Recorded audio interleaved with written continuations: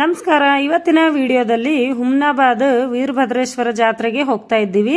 ನಾವೆಲ್ಲ ಅಕ್ಕ ತಂಗಿಯರು, ನಮ್ಮ ಅತ್ತಿಗೆ, ಹಾಗೆ ನಮ್ಮ ಅಕ್ಕನ ಆದ್ಮಿ ಮಕ್ಕಳು ಅವರೆಲ್ಲ ಸೇರಿಕೊಂಡು ಹೋಗ್ತಾ ಇದ್ದೀವಿ. ನೋಡ್ಬೋದು, ಫಸ್ಟ್ ಟೈಮ್ ಅಂದರೆ ನಾನು ಹೋಗಿದ್ದೀನಿ, ಬೇರೆ ಬೇರೆ ಹೋಗಿದ್ದೀವಿ, ಆದರೆ ಈ ಥರ ಅಕ್ಕ ತಂಗಿಯರು ಕಲಿತು ಫ್ರೀ ಬಸ್ನಲ್ಲಿ ಹೋಗೋದು, ಹಾಗೆ ಫ್ಯಾಮಿಲಿ ಜೊತೆ ಜಾತ್ರೆಗೆ ಹೋಗೋದು, ಇದೆಲ್ಲವನ್ನು ಕೂಡ ನಿಮ್ಮ ಜೊತೆ ಶೇರ್ ಮಾಡ್ಕೊಳ್ತಾ ಇದ್ದೀನಿ. ವಿಡಿಯೋನ ಪೂರ್ತಿಯಾಗಿ ನೋಡಿ. ಸ್ವಲ್ಪನಾದರೂ ಇಷ್ಟ ಆದರೆ ಒಂದು ಲೈಕ್ ಮಾಡಿ, ಶೇರ್ ಮಾಡಿ. ನನ್ನ ಚಾನಲನ್ನು ಹಿಂದೆ ನೋಡ್ತಾ ಇದ್ರೆ ಸಬ್ಸ್ಕ್ರೈಬ್ ಮಾಡಿಕೊಂಡು ನೋಡಿ. ಜಾತ್ರೆ ಎಲ್ಲ ಮುಗಿಸ್ಕೊಂಡು ನಾವು ಯಾರ ಮನೆಗೆ ಹೋದ್ವಿ, ಹಾಗೆ ಏನೇನು ಊಟ ಮಾಡಿದ್ವಿ ಎಲ್ಲ ಕೂಡ ನಿಮ್ಮ ಜೊತೆ ಶೇರ್ ಮಾಡ್ಕೊಳ್ತೀನಿ. ಹಾಗಾದರೆ ವಿಡಿಯೋನ ಶುರು ಮಾಡೋಣ. ಇವಾಗಿಲ್ಲಿ ನೋಡ್ಬೋದು ನೀವು, ಬಸ್ ಸ್ಟ್ಯಾಂಡಿನಲ್ಲಿ ಎಲ್ಲರೂ ಕೂಡ ನಾವು ಸೇರ್ಕೊಂಡಿದ್ದೀವಿ ಒಂದೇ ಕಡೆ. ಇವಾಗ ಬಸ್ ಬರುವ ದಾರಿಯನ್ನೇ ನೋಡ್ತಾ ಇದ್ದೀವಿ. ಅಂದರೆ ನಾವು ಹೆಚ್ಚು ಬಸ್ನಲ್ಲಿ ಅಡ್ಡಾಡೋದಿಲ್ಲ ಅಲ್ವಾ, ಹಾಗಾಗಿ ಯಾವ ಬಸ್ಸು ಎಲ್ಲಿ ನಿಲ್ಲುತ್ತೆ ಅಷ್ಟೊಂದು ಐಡಿಯಾ ಇಲ್ಲ. ಇಲ್ಲಿ ಕೇಳಿಕೊಂಡು ಮತ್ತೆ ಬಂದಿದ್ದೀವಿ. ನೋಡಬಹುದು ಇಲ್ಲಿ ಬಸ್ನಲ್ಲಿ ಚಿಂಟುಗೆ ಜಾಗ ಚೆನ್ನಾಗಿ ಸಿಕ್ಕಿದೆ. ಎಷ್ಟು ರಶ್ ಇದೆ ಅಂತ ನೋಡಬಹುದು. ನಾವು ಹುಮ್ನಾಬಾದ್ವರೆಗೂ ಕೂಡ ನಿಂತ್ಕೊಂಡೇ ಹೋಗಿದ್ದೀವಿ, ಸೀಟ್ ಸಿಗಲಿಲ್ಲ, ಫುಲ್ ರಶ್ ಆಗಿದೆ. ಇವಾಗಂತೂ ಜಾತ್ರೆಗೋಸ್ಕರ ಮತ್ತೆ ತುಂಬಾನೇ ರಶ್ ಇದೆ ಅಂತಾನೆ ಹೇಳ್ಬಹುದು. ಇವಾಗ ಫಸ್ಟ್ ಇದೆ, ತುಂಬಾನೇ ಅಂದರೆ ಜೋಶ್ನಲ್ಲಿ ಇದ್ದೀವಿ, ಕಾಣಿಸ್ತಾ ಇದೆ ನಿಮಗೆ. ಫುಲ್ ಪೂರ್ತಿಯಾಗಿ ನಾವು ಹುಮ್ನಾಬಾದ್ವರೆಗೂ ನಿಂತ್ಕೊಂಡೇ ಹೋಗಬೇಕು. ಹಾಗೆ ಅಲ್ಲಿಂದ ದೇವಸ್ಥಾನಕ್ಕೆ ಹೋಗೋದಕ್ಕೂ ಕೂಡ ತುಂಬಾನೇ ರಶ್ ಇರೋದ್ರಿಂದ ನಾವು ಅಲ್ಲಿ ಕೂಡ ನಡ್ಕೊಂಡೇ ಹೋಗಬೇಕಾಗುತ್ತೆ. ಯಾವುದೇ ಆಟೋಕ್ಕಾಗಲಿ ಅಥವಾ ಯಾವುದೇ ಬೈಕ್ನಲ್ಲಿ ಇಲ್ಲಿ ಹೋಗೋ ಹಾಗಿಲ್ಲ. ಹಾಗಾಗಿ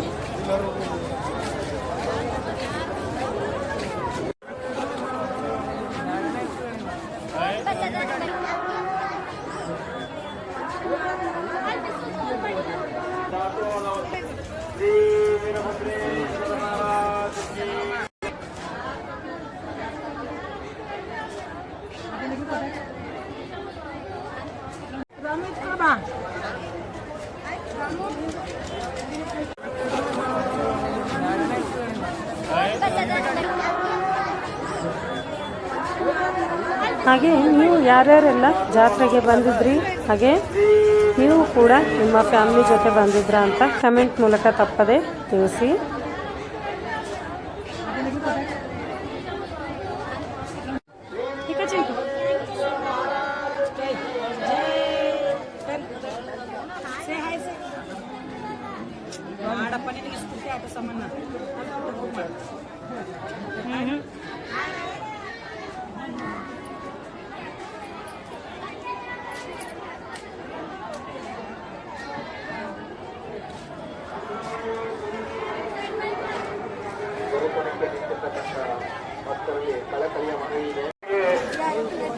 मध्ये तथा जैन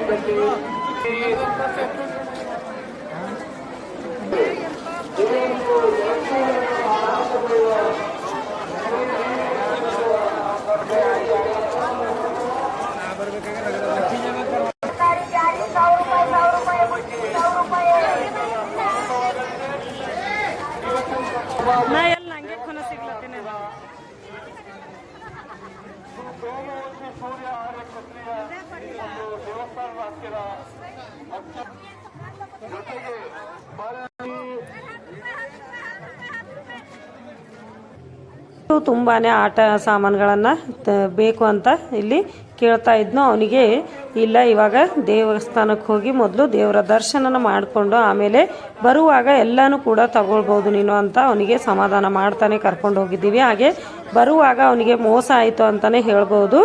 ಲಾಸ್ಟಲ್ಲಿ ಯಾವ ರೀತಿ ಆಯಿತು ಅಂತ ಗೊತ್ತಾಗುತ್ತೆ ನಿಮಗೆ.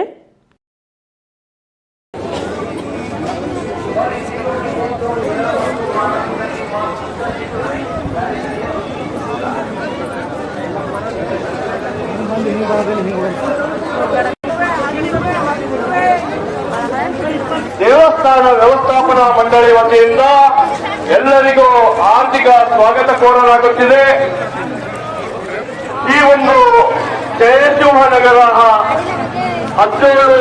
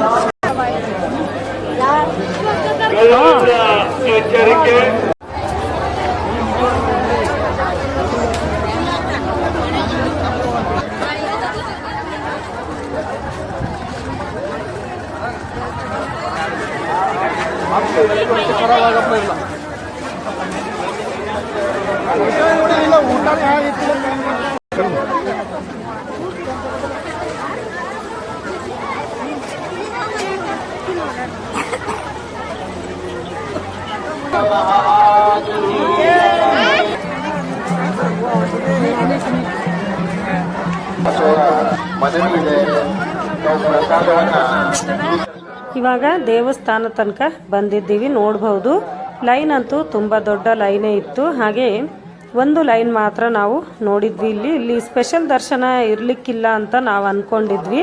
ಆದರೆ ನಾವು ಯಾವ ಲೈನನ್ನು ಜಾಯಿನ್ ಆಗಿದ್ವಿ ಅಲ್ವಾ, ಅದೇ ಸ್ಪೆಷಲ್ ದರ್ಶನ ಇತ್ತು. ಮುಂದೆ ಹೋದ ನಂತರ ಗೊತ್ತಾಯಿತು ಅದಕ್ಕೆ ಇಷ್ಟೊಂದು ರಶ್ ಇತ್ತು. ಇನ್ನು ನಾರ್ಮಲ್ ದರ್ಶನ ಅಂತಂದರೆ ತುಂಬಾ ರಶ್ ಇರುತ್ತೆ. ಮುಂದೆ ನಿಮಗೆ ತೋರಿಸ್ತೀನಿ ನಾನು.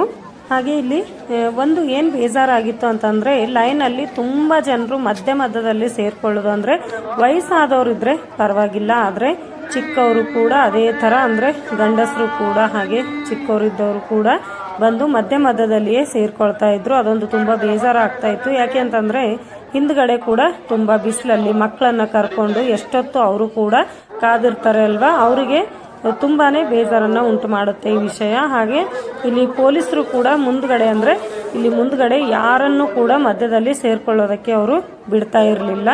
ಆದರೆ ಸ್ವಲ್ಪ ಹಿಂದ್ಗಡೆ ಯಾರೂ ಇರಲಿಲ್ಲ ಅಲ್ವಾ, ಅಲ್ಲಿ ಮಧ್ಯದಲ್ಲಿ ಬಂದು ಸೇರ್ಕೊಳ್ತಾ ಇದ್ರು.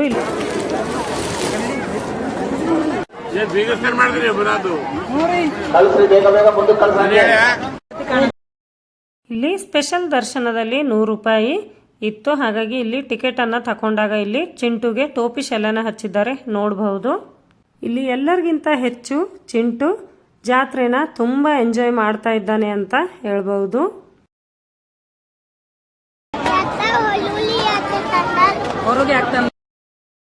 ಚಿಂಟು ಮಾತಾಡೋದು ಕೇಳಿಸ್ಕೊಳ್ಳೋಕೆ ತುಂಬಾನೇ ಚೆನ್ನಾಗಿರುತ್ತೆ. ಎಲ್ಲ ಮಾತುಗಳು ಕೂಡ ಆಡ್ತಾ ಇದ್ದಾನೆ. ಹಾಗೆ ಎಲ್ಲ ಕೂಡ ಅವನಿಗೆ ತಿಳಿದುಕೊಳ್ಳೋದು ತುಂಬಾನೇ ಇಂಟ್ರೆಸ್ಟ್.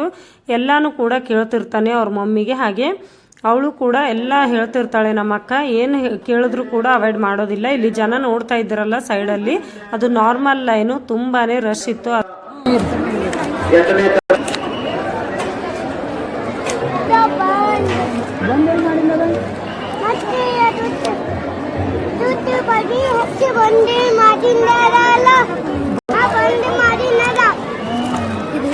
ನೋಡ್ರಿ ಪುಟ್ಟಕ್ಕ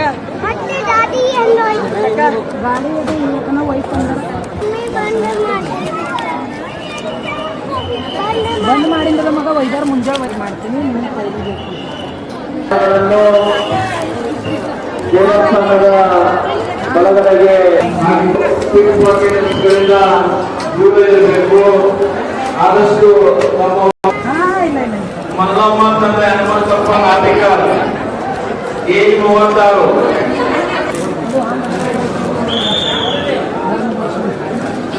ಆದಷ್ಟು ತಾಯಿಯರು ಸಹೋದರಿಯರು ತಮ್ಮ ಬಂದಾದ ಒಳಗಳನ್ನು ಪಾಟೀಲ್ಗಳು ಮಾಡುವ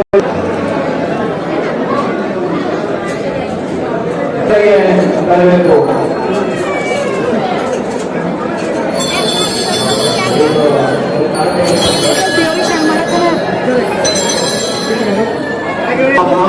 ಸ್ವಾಮಿಯ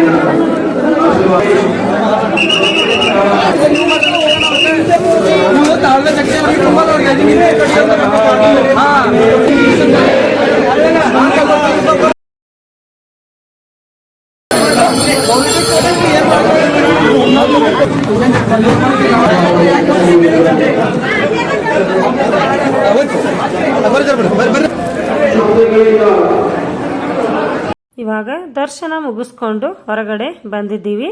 ಬಂದಾದ್ಮೇಲೆ ಕಾಯಿ ಎಲ್ಲ ಒಡಿಸ್ಕೊಂಡು ನಾವು ದೇವಸ್ಥಾನದ ಹಿಂದಿನ ದಾರಿಯಿಂದ ವಾಪಸ್ ಬರ್ತಾ ಇದ್ದೀವಿ. ಯಾಕೆ ಅಂತಂದ್ರೆ ನಾವು ಹೋದ ದಾರಿಯಲ್ಲಿ ವಾಪಸ್ ಬರಬೇಕು ಅಂತಂದ್ರೆ ತುಂಬಾನೇ ದೂರ ಆಗುತ್ತೆ. ಹಾಗೆ ತುಂಬಾ ರಶ್ ಕೂಡ ಇದೆ ಅಂತ ಅಂದ್ಬಿಟ್ಟು ಇಲ್ಲಿ ಈ ದಾರಿಯನ್ನ ನಾವು ಹಿಡ್ಕೊಂಡು ಬಂದಿದ್ದೀವಿ. ಆದ್ರಿಂದ ಇವನಿಗೆ ಚಿಂಟುಗೆ ಮೋಸ ಆಗಿದೆ ಅಂತ ನಾನು ಹೇಳಿದ್ದೆ ಅಲ್ವಾ ಮೊದಲೇ, ಇದೇ ತರ ಆಗಿದೆ. ನಾವು ಬಂದ ದಾರಿಯಲ್ಲೇ ಬಂದ್ರೆ ಅಲ್ಲಿ ತುಂಬಾನೇ ಆಟ ಸಾಮಾನುಗಳಿದ್ವು, ಅವನು ಏನ್ ಬೇಕಾದ್ರೂ ತಗೊಳ್ಬೋದಿತ್ತು. ಆದ್ರೆ ನಾವು ಆ ದಾರಿಯಲ್ಲಿ ಬರಲಿಲ್ಲ.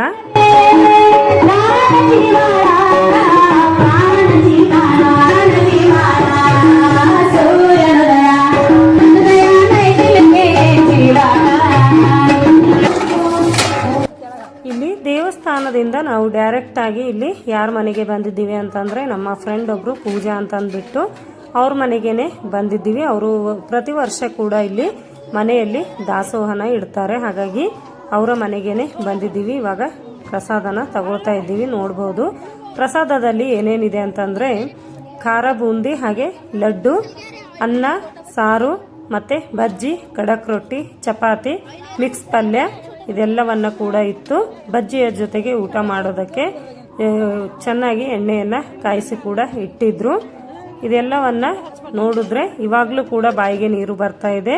ಪ್ರಸಾದ ಮಾತ್ರ ತುಂಬಾನೇ ಚೆನ್ನಾಗಿತ್ತು. ವಿಡಿಯೋ ನಿಮಗೆ ಸ್ವಲ್ಪನಾದರೂ ಇಷ್ಟ ಆಗ್ತಾ ಇದ್ರೆ ಒಂದು ಲೈಕ್ ಮಾಡಿ, ಶೇರ್ ಮಾಡಿ. ಹಾಗೆ ನನ್ನ ಚಾನಲನ್ನು ಹಿಂದೆ ನೋಡ್ತಾ ಇದ್ರೆ ಸಬ್ಸ್ಕ್ರೈಬ್ ಮಾಡಿಕೊಂಡು ನೋಡಿ.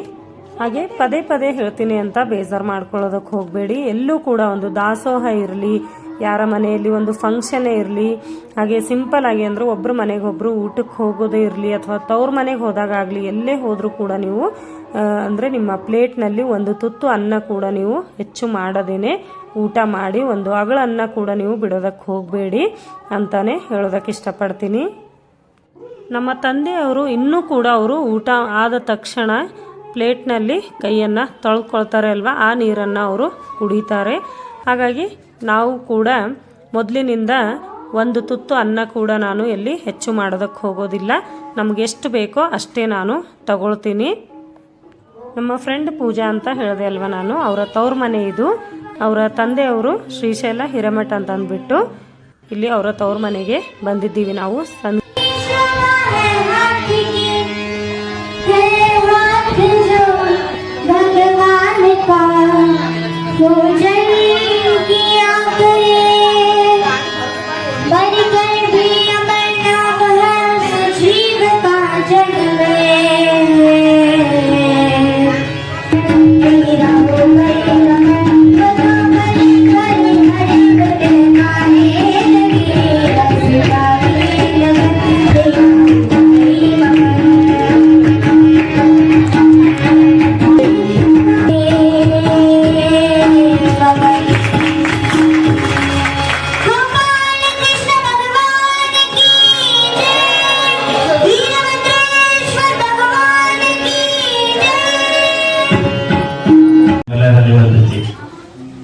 ಪೂಜೆ ಅಧ್ಯಕ್ಷ ಶ್ರೀಶೈಲ ಮಲ್ಲಿಕಾರ್ಜುನ ಹಿರೇಮಠ ಸಂಸ್ಥಾನ ಡೋರ್ ಜಂಬ ಅವರು ತಂಗಿ ಗಾಯನವನ್ನು ಮೆಚ್ಚಿ ಅವರು 150 ರೂಪಾಯಿ ಕೊಡ್ತಾ ಇದ್ದಾರೆ.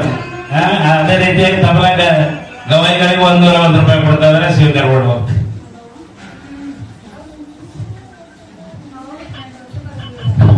ಧನ್ಯವಾದಗಳು.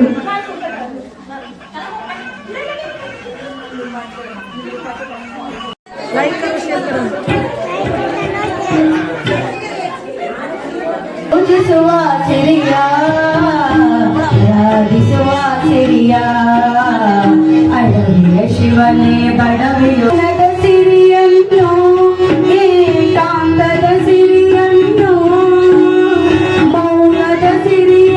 ಇಲ್ಲಿ ನಾವು ಹೋಗಿದ್ದಕ್ಕೆ ಪೂಜಾ ಮತ್ತೆ ಅವರ ಪೇರೆಂಟ್ಸ್ ತುಂಬಾನೇ ಖುಷಿ ಪಟ್ರು. ಇವಾಗ ಅಂದ್ರೆ ತುಂಬಾ ಸಮಯ ಕೂಡ ಇರಲಿಲ್ಲ. ನಾವು ತುಂಬಾ ರಶ್ ಇರೋದ್ರಿಂದ ನಡ್ಕೊಂಡು ಹೋಗಿರೋದ್ರಿಂದ ತುಂಬಾನೇ ಲೇಟ್ ಆಗಿತ್ತು. ಇವಾಗ ವಾಪಸ್ ಹೋಗ್ತಾ ಇದ್ದೀವಿ. ವಿಡಿಯೋ ಸ್ವಲ್ಪನಾದ್ರೂ ಇಷ್ಟ ಆದ್ರೆ ಒಂದು ಲೈಕ್ ಮಾಡಿ, ಶೇರ್ ಮಾಡಿ.